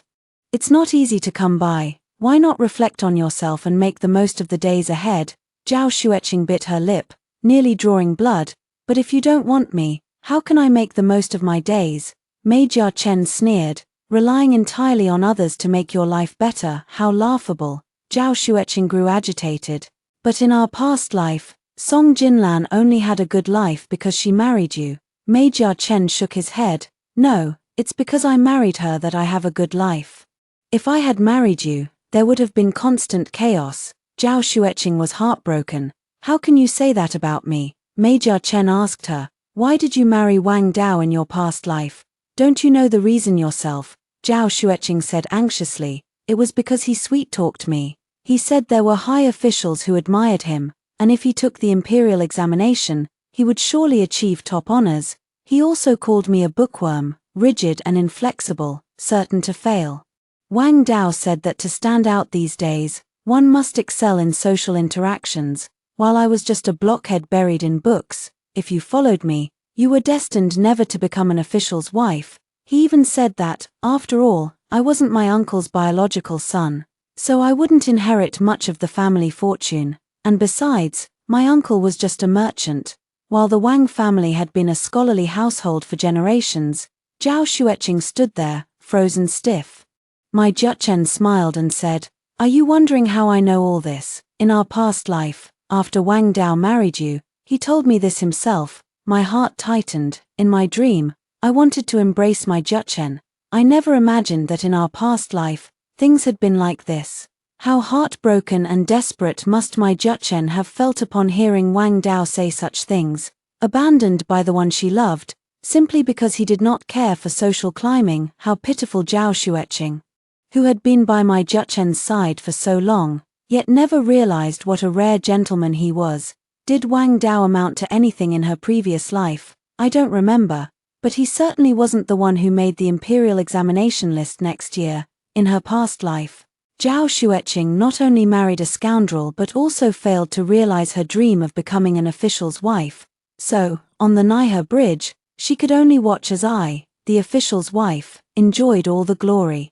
Maid Chen looked at her with disdain. In my previous life, I rose and fell in the officialdom, and Jinlan never complained, whether she was the wife of a first-rank official or the spouse of a lowly seventh-rank clerk. As long as she was with me, she was content. Can you do that? Zhao Xueqing nodded desperately. I can do it, I can do it. Maid Chen curled his lips. You can't. You only flaunt your power when I get promoted and complain bitterly when I'm demoted, at heart. How are you any different from Wang Dao? In your past life, you were deceived, but if it were Jinlan, she would never have been. She would never be swayed by a few flattering words, nor would she ever think that shameless opportunists are capable. I was overjoyed, laughing out loud in my sleep, but neither Zhao Xueqing nor Maid Chen could hear me. But, speaking of this, I finally realized one thing. My Juchen has also been reborn. Well, this person, reborn and didn't even tell me. Making me worry for nothing for so long. Zhao Xueqing's voice trembled. When did you get reborn? The day before I went with my aunt to Song Jinpeng's house to watch the play. No wonder you've been growing colder and more distant since then.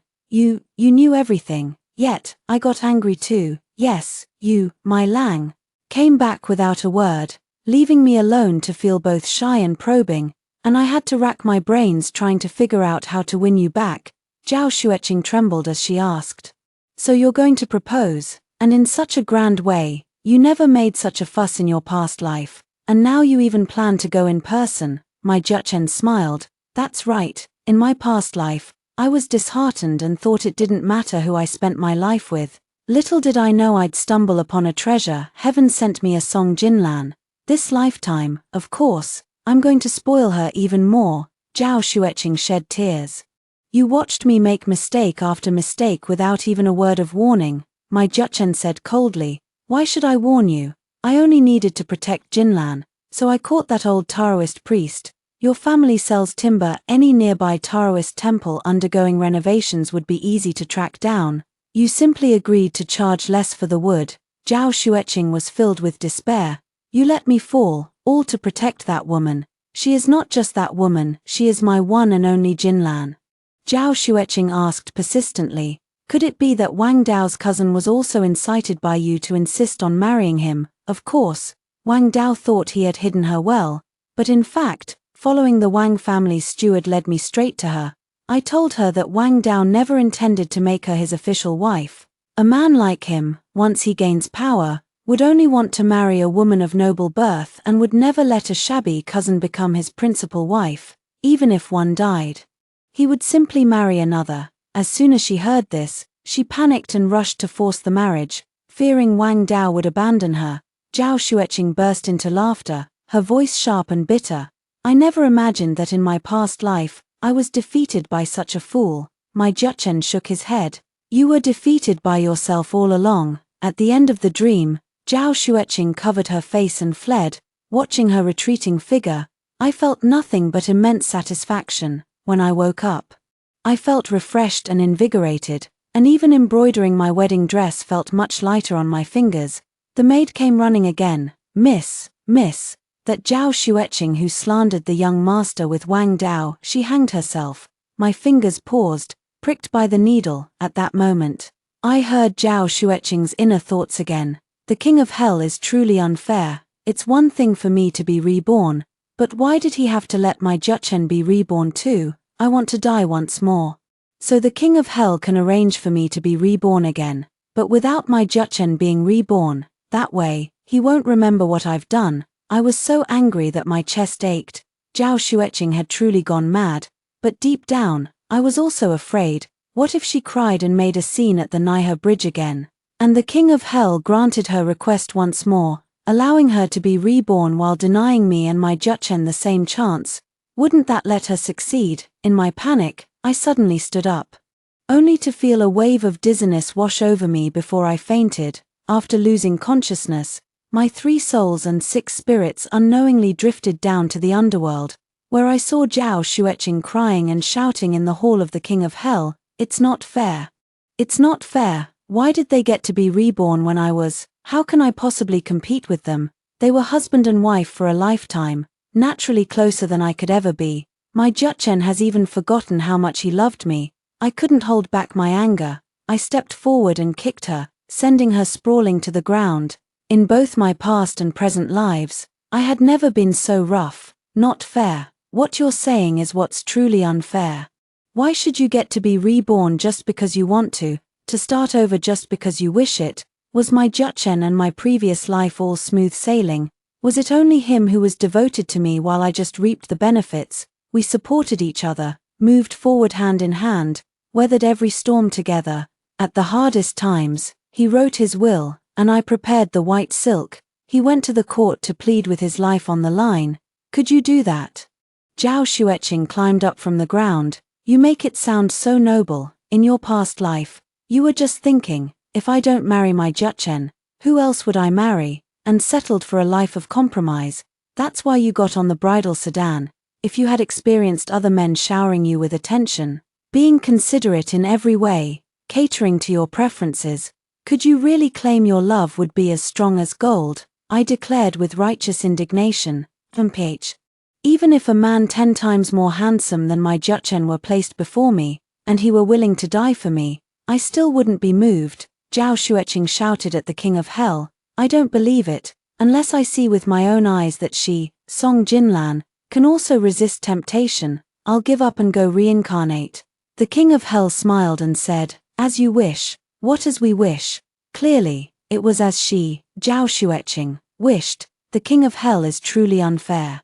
I was just about to cry out loudly when I suddenly woke up, opening my eyes to see my Juchen and my family looking at me with anxious faces. Jinlan, are you alright? Don't worry, Zhao Xueqing has been rescued and is safe and sound. After Major Chen finished speaking, the cousin immediately chimed in with a sarcastic remark. If she really wanted to die, she shouldn't have tried hanging herself in broad daylight. She should have found a 100-foot cliff to jump off that would have settled it once and for all. Mother smiled and gently patted him a couple of times. Jin Peng, your mouth is truly sharp and adorable. I looked at Maid Chen and said with a sense of grievance. The king of hell is unfair. Zhao Xueqing gets to do whatever she wants. No one else understood, but my Juchen's eyes curved into crescents as he smiled. What's there to fear? I only have my heart set on one person. Out of 3,000 weak waters, I'll only take one ladleful. Seeing my Juchen's resolute expression, my heart blossomed with joy. Just then, a commotion erupted at my family's gate, and my father sent someone to see what was happening. After a while, a servant rushed over in a panic. It's young Master Wei. Young Master Wei. I was utterly baffled. Young Master Wei. He's been dead for years. How could he possibly come back to life? The servant replied, yes, he's alive again. And he brought a whole lot of betrothal gifts, saying he's here to fulfill the marriage contract. My jaw dropped wide open. My Juchen's expression was far more troubled than mine. He looked at me and asked, somewhat aggrieved, I heard that before he died, he was a pitilessly handsome man. Is that why you've been so heartbroken and unwilling to move on? Who said that? I was utterly astonished. Who on earth was spreading such baseless rumors? I simply didn't want others gossiping about my unfortunate fate, not because I was too heartbroken over young Master Wei to step outside. Seeing my parents in a state of panic nearby, my Juchen seized the opportunity to lean in and whisper in my ear, wasn't it because of him that you reluctantly married at 18 in your past life? Wasn't it because your heart had turned to ashes, thinking no one could compare to him? That you didn't even care when others said I had a childhood sweetheart in my heart? You're talking nonsense. How could my heart have turned to ashes? You and I were like dry wood meeting a fierce fire. In my haste, I became incoherent. My Juchen's face suddenly flushed. That's true. My wife is indeed as passionate as fire towards me. Sure, don't say that. What if someone hears such words? My Juchen was still uneasy. Are you really not carrying him in your heart? I've never even seen him, not once. How would I know what kind of person he is, whether he's dark or fair, good-tempered or bad-tempered? Why should I care about him in my heart? My Juchen finally breathed a sigh of relief. With you saying that, I won't worry anymore. But I truly do have a marriage contract with young Master Wei. Besides, how can a dead person come back to life? Everything will have to wait until we let him through the door first. I instructed the servants, let the man in. But keep the betrothal gifts out. A woman cannot accept proposals from two families. In truth, I have no connection with him anymore. My Juchen straightened his attire, squared his shoulders, and struck a pose, resembling a rooster ready to enter the cockfighting ring. My cousin stood to the side, clutching his stomach, struggling to hold back his laughter. My Juchen, are you planning to devour the other party? I could just eat him alive, however. The moment young Master Wei stepped into the courtyard, I couldn't help but let out a gasp. By the time I realized I shouldn't have reacted that way, it was too late. The gasp had already escaped. I glanced at my Juchen. His posture had slumped, his back hunched, like a defeated rooster. I felt sorry for him. But then again, young Master Wei was just too handsome. Lang Yang Duju, only now do I understand the meaning of these 4 words. His brows are like crescent moons. His eyes like bright stars. His face is as fair as white jade. His posture as graceful as a green bamboo. Even my mother couldn't help but gasp. Is this child really so beautiful? Father scratched his head. We were only a few years old when the engagement was arranged, although she was quite pretty even back then. I just thought all children were cute and that she might turn out differently when she grew up. I never expected she'd become such a handsome man, truly a face like Panan's. I nervously glanced at my Juchen, whose eyes were already red-rimmed. In our past life, he remained expressionless even when preparing to die in a palace remonstrance. Yet now he looked utterly wronged and pitiful. I cleared my throat and took the initiative. Weren't you dead? I've been a widow for 2 years already. How are you still alive? Wei Xiaolang said with deep affection. I'm sorry, Jinlan. I was ill back then, and I was afraid my sickness would burden you. I didn't want you to marry a sickly man, so I simply said I had died. In truth, I went to seek medical treatment. I never expected to finally find a renowned doctor, and the medicine cured me completely. Only then did I dare to come see you. Upon hearing this, I could no longer bear to glare at him with anger. Instead, I could only stammer in response, oh, I see. So that's how it was. Young Master Wei looked at me with pleading eyes and asked softly, Jinlan, are you still angry? I understand if you are. It's all my fault. You have every right to hit or scold me. I covered my chest. When a handsome man speaks to you so gently, it makes your heart flutter a little. My Juchen said in a muffled voice, Young Master Wei, you are not wrong, but you are too late. Jinlan and I are already engaged. Young Master Wei replied unhurriedly, that's not right. Everything has its order of precedence. I was the first to have a marriage arrangement with Jinlan. It was arranged by our parents and matchmakers. There is a marriage contract as proof, and the elders have all agreed. Uncle Song, my father said you liked me very much, which is why you wanted to marry your beloved daughter to me. Isn't that so? Father panicked. This. He hemmed and hawed for a long time. Unable to come up with a proper explanation, my Juchen was furious. But he had to admit that Wei Xiaolang and I had been formally engaged for several years. Even if we took this matter to the authorities now, it would be difficult for the magistrate to make a clear judgment. Seeing my Juchen at a loss for words, Wei Xiaolang took out a stack of calligraphy works. Jinlan, you started practicing Wei Stele calligraphy at the age of 8, and so did I. We are the same age, truly. Our hearts are connected by a single thread of understanding. My cousin sighed, it's over. You only started copying at 9, a whole year less than others. What kind of mind do you have? I'm 2 years older than Jinlan, so by that count, I'm not short at all. Ah, you're also 2 years older than young Master Wei. You already don't look as good as him, and now you're 2 years older. Wait, shouldn't it be 4 years older? You deliberately understated it. Song Jinpeng, are you trying to be a bad friend or what? Oh, don't be angry. I'm just telling the truth. You can just shut up and not say anything. Alright, I'll shut my mouth. I'll just watch the show. I looked at young Master Wei's Wei-style calligraphy. The characters were elegant, steady, and quite beautiful.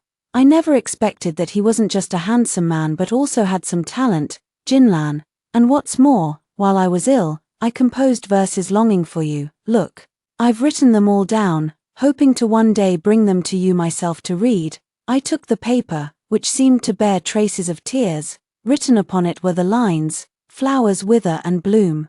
All for your sorrow, flowers dance and fly, as the one pines away, a bit too sentimental. Just as I was thinking this, young Master Wei suddenly recited the lines with a mournful tone. Flowers wither and bloom, all for your sorrow, flowers dance and fly, as the one pines away. Jinlan, every time I miss you, I recite these 2 lines, for otherwise, I cannot ease the longing in my heart. I heard sobbing, and when I looked up, I realized it was my maidservants. Moved to tears with their noses running. Is it really that serious? I turned around again and saw my mother frowning as she patted her chest. Oh, my child, I never imagined you were so deeply in love with Lana. I quickly went to see how my Juchen was doing. He could no longer stand. Barely leaning on his cousin for support, as if his soul had left his body, my cousin clicked his tongue and said, a formidable rival, absolutely formidable. If I were a woman, I would have melted long ago. My sister is still acting as if nothing happened, truly a heart of stone. I really don't understand. Song Jinpeng, whose side are you on? Young Master Wei looked at me with deep affection. Jinlan, you are the light of my life, my hope. The reason I was able to come back to life was all because I was thinking of you. If you could marry me, my body and soul would belong only to you. I would grieve only for your sorrows and rejoice only for your joys. Jinlan, from the day we were betrothed, my heart has held only you, and no one else. I have never had any childhood sweetheart. My cousin sighed. My heavens, a knockout blow. This is a knockout blow, my Juchen said weakly. Song Jinpeng, your mouth is truly a chamber pot. Father was the only one unaffected by young Master Wei. His mind a whirl of troubles, he tugged at my sleeve and whispered, daughter, trouble, trouble, if both men fight over you, what should we do? According to the law, you should marry young Master Wei. But young Master Mai hasn't done anything wrong either. If he insists on not backing down, he has a point too. Oh, what to do, what to do? I stamped my foot, thinking that this must be the work of that unlucky king of hell. Zhao Xueqing said I hadn't faced temptation, that in my past life I had no choice but to marry my Juchen, which was actually settling for second best. She was convinced that if I had better suitors, I might not be as steadfast in choosing my Juchen as I claimed. Well, it seems the king of hell has brought young Master Wei back to life this time. Furious, I raised my voice and declared, I have already set my heart on my Juchen and have no intention of marrying anyone else. Before the words had even fully left my mouth, young Master Wei began to sway unsteadily, his face turning deathly pale. My father and mother were terrified, and my mother quickly urged, "Daughter, speak more softly. Don't upset young Master Wei, his health is not very strong."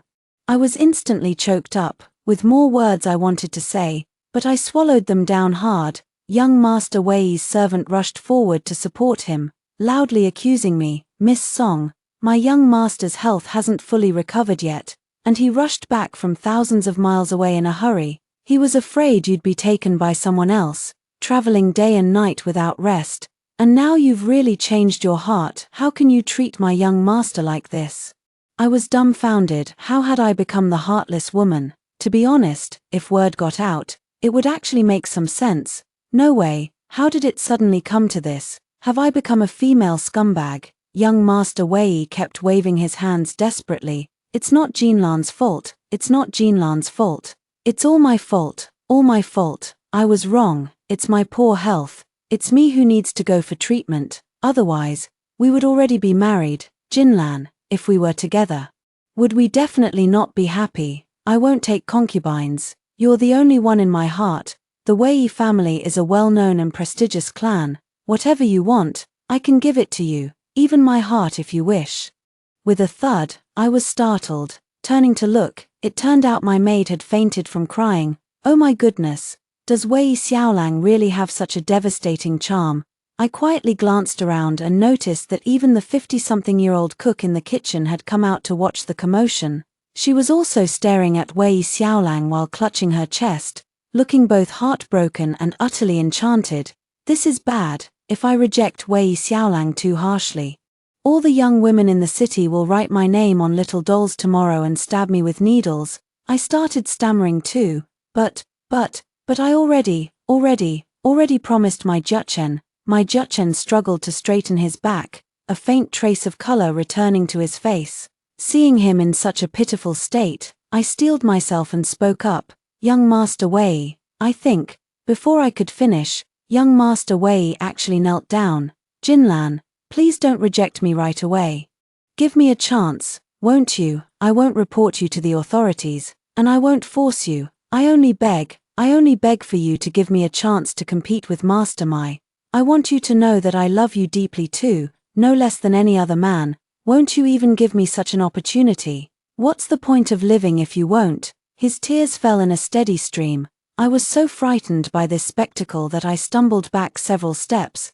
The Wei family servant shouted hoarsely, "Miss Song, won't you agree? Is your heart made of stone?" Young Master Wei began swaying again, and my mother, terrified, answered on my behalf, all right, we'll give young Master Wei a chance. It's normal for a good girl to have many suitors. You can both compete for now, and we'll see who Jinlan chooses in the end." My father chimed in, yes, that's enough for today. Young Master Mai, young Master Wei, please go back for now. I let out a sigh, honestly.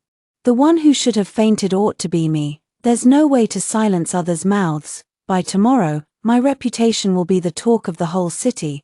A woman fought over desperately by two fine gentlemen. I really don't know whether to be happy or worried. The next day, my maid told me that Zhao Xueqing was standing right outside my door, her face full of resentment and venom. Oh my God, that's terrifying. Resentment is one thing, but why the venom too? I asked. Where did you learn that word? From storybooks. I was wondering what malice looked like, and now I know it's exactly like Zhao Xueqing. TSK, truly terrifying. I peeked through the door crack, wanting to see what malice was all about, but ended up breaking out in a cold sweat. Good heavens, if her expression were painted, It would scare even ghosts away. I sent a bold servant out to ask her what she meant by giving such a look in broad daylight. I want to know. Will Song Jinlan still live her life with my Juchen with such a pure heart? Will she still firmly choose my Juchen? Won't my Juchen feel awkward and suspicious? Even after marriage, my Juchen will still wonder whether Song Jinlan ever had feelings for young Master Wei in her heart. Can you two really be like you were in your past life? A man's jealousy can be terrifying. My Juchen only refused to choose me in this life because he resented me for my momentary wavering. But what if he resents Song Jinlan too? I really wanted to go out and slap her a few times. This was Zhao Xueqing's goal. She had to stir up trouble out of nowhere, plant a thorn between me and my Juchen, and then see if that thorn could pierce us. No, absolutely not. If her scheme succeeds, the happiness between Maid Jiachen and me will vanish. After much thought, I decided to arrange a meeting with young Master Wei to talk things over. By the way, what was his name again? Honestly, I almost forgot. I think it was Wei Ruojie. I truly can't recall where his deep affection for me came from in my past life, probably all part of the King of Hell's trickery. I invited him to Lingbao Temple, hoping perhaps the abbot there could resolve the issues between us. Upon arriving at Lingbao Temple, the abbot saw me and said with a smile, "The benefactor has not forced anything, yet being caught in the web of karma, the demands of others can still disturb your thoughts. Now it depends on how steadfast the benefactor can be." At that moment, Wei Ruojie also arrived. When the abbot saw him, his eyes widened slightly. Interesting, a veil of illusion. I wanted to ask the abbot what he meant, but he covered his mouth as if hinting that some mysteries of heaven should not be revealed. Young Master Wei said with deep affection, "I never imagined Jinlan would want to see me alone." I quickly shook my head. Don't misunderstand. I don't have any other intentions toward you. The only reason I wanted to see you is to say that you're wonderful, but I still have to choose my Juchen." Wei Ruojie looked heartbroken. "Why, whatever he can do, I can do too. Whatever he has, I have as well, whether it's looks or physique, talent or personality. In what way am I inferior to him?" I let out a sigh. "It's not about comparing like that, not at all." I asked Wei Ruojie, "If a woman were to appear now, 10 times more beautiful than me, 10 times more talented than me, and 10 times more in love with you than I am, would you give up on me?" Wei Ruojie didn't expect me to ask him this, but he fell silent, unable to answer. I solemnly told Wei Ruojie, "If it's merely about liking someone, of course you should like the most outstanding one among all, but if it's about deeply loving someone, you probably have to love even their flaws." "What flaws do I have?" It was my Juchen's voice. Behind him was Zhao Xueqing. Looking smug and triumphant, as if her scheme had succeeded, I said angrily, "What are you doing here?" "Oh, I get it. Someone must have told you that I was on a date alone with Wei Ruojie, and you didn't trust me. You thought I was going to betray you and abandon you, so you came to catch me in the act, right?" "What do you mean, catch you in the act? Am I that kind of person? How could I do something like that?" My Juchen began to argue stubbornly, his neck stiff with defiance. I pointed at my Juchen and said to Wei Ruojie, Look, I'm telling you, he was exactly like this in our past life. His mouth is harder than a dead duck's. Every time we had a disagreement, I had to expose him and then give him a way out, so he could pretend to make up with me. It's only because I let him have his way. If it were any other woman, who would know all the twists and turns in his mind?" Wei Ruojie asked. "Previous life." "What previous life?" I solemnly told Wei Ruojie. "Yes, in your previous life, you did not survive, and I married my Juchen." Wei Ruojie's face turned pale. "Jinlan, to reject me, you don't have to curse me like this." I shook my head. "It's not a curse, but the truth, I was married to my Juchen for a lifetime.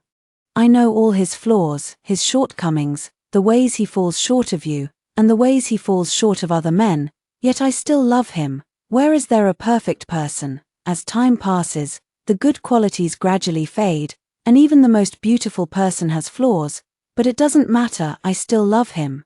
My Juchen choked up, unable to speak. He looked up at the sky, like a stubborn goose. When he was demoted, I traveled with him over mountains and rivers, seeing the vast world. Once, While taking shelter from the rain in a farmhouse, I pointed at a goose in the rain that refused to return to its pen and said, "You really are like it." We laughed heartily together, in front of Wei Ruojie and Zhao Xueqing.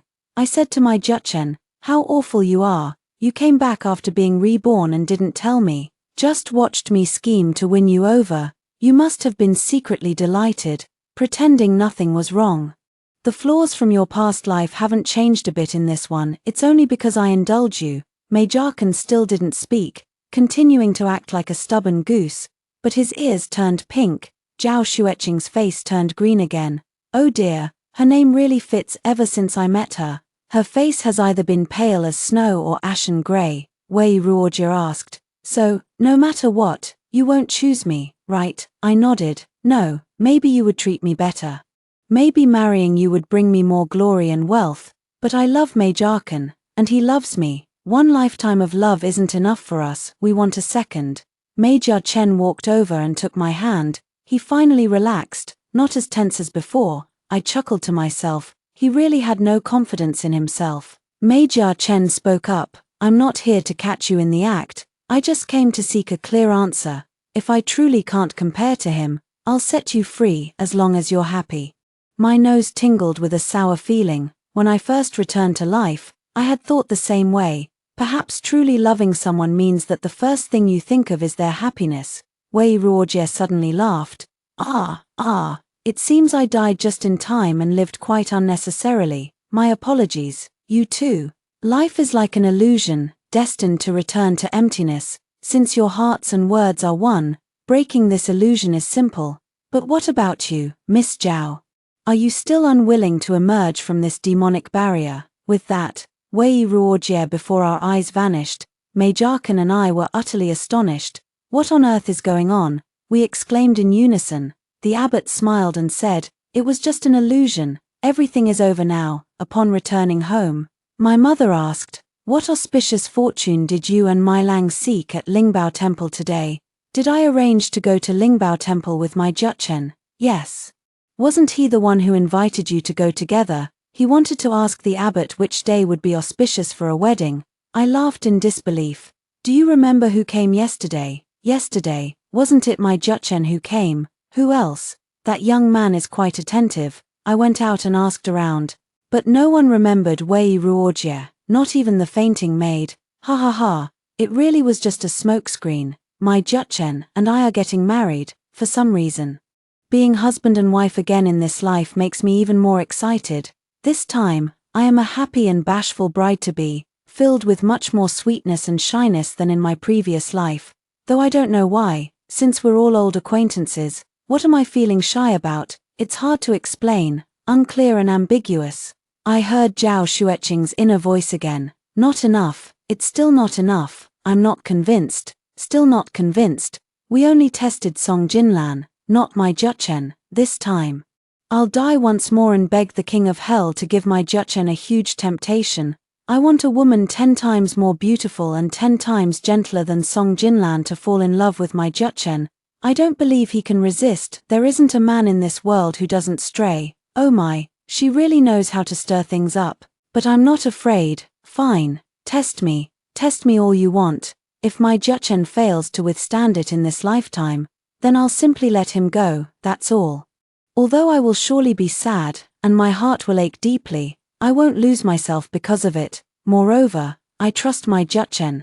Perhaps I too will be plagued by worries and anxieties, just as my Juchen once experienced. However, in the end, he still believes in me, and I believe in him. Life is short.